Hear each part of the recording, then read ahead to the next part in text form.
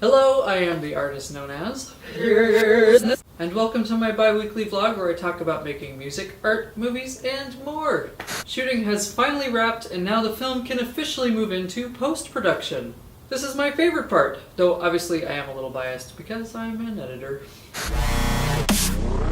Back in the film days, the exposed reels would be taken to a lab where they could be developed. A work print would be made from the negatives, and those reels would be given to the editors and their assistant editors to start sorting through. These days, this process can go a few different ways depending on the production's budget. For most productions, the digital imaging technician, or DIT, organizes and backs up all the footage onto hard drives every day as they shoot on set. On big productions, those drives are taken to a dailies facility who will transcode all the raw footage that the camera shot and turn everything into files that are easy for the editor to edit. On smaller productions, assistant editors will usually do that job instead. Once all the footage is prepped into a work-friendly format, the assistant editor will start organizing the footage by scene, shot, and take. If they're using a software like Avid Media Composer, they can take advantage of some cool tools like Script Sync, where they can link up clips to a PDF of a script. They'll compare the footage to the script supervisor's reports to make sure that it's all accounted for, and add metadata, notes, and sync up the audio with the video as appropriate.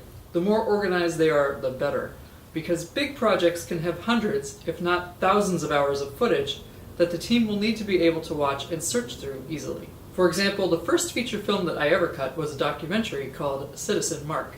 We had over 150 hours of footage from all sorts of formats and places, including footage we'd shot, as well as newsreels, stock footage, and archival material. To be able to make a 90-minute movie that made sense from all of that meant that I had to have a very detailed and clear system at my fingertips to be able to pull up whatever the director wanted to see at a click of a button.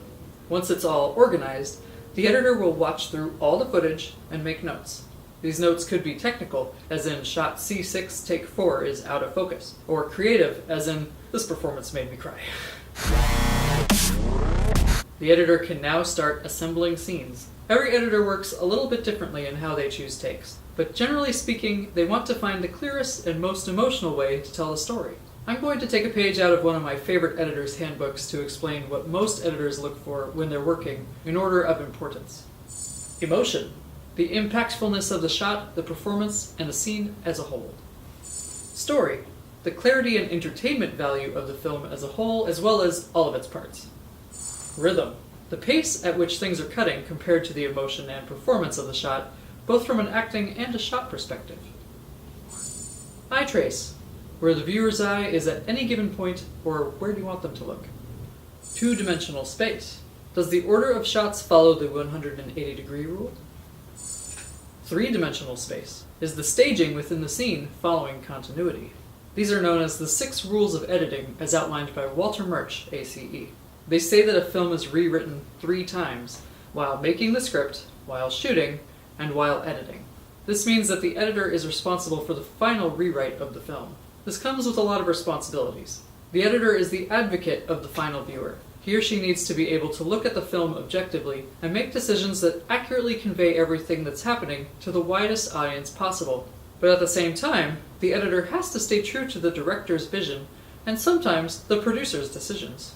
This means that there are a lot of people to keep happy, and the politics can turn into a bit of a dance. But great editors will find ways to pose questions and discuss potential issues with the team with the intent to find solutions. Sometimes it can be brutally hard. For example, a shot you really need just doesn't exist, and it's not possible to do a reshoot.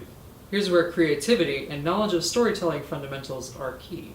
It's not uncommon for scenes to go through many versions, sometimes even up to the hundreds. But once you find it, that feeling is amazing, and the final product is better for it. What did you think film editors do before watching this video? Do you notice editing in movies? Tell me about some films that stick out to you in terms of editing, and what you like about them in the comments. Thanks for watching. Hit that thumbs up button below, it helps me more than you know. And join the Uncensored by subscribing to my YouTube channel, my newsletter, or by following me on Facebook, Twitter, and Instagram. If you never want to miss a video, be sure to click the little notification bell icon too. Thank you so much again. I will see you next week for some more post-production fun.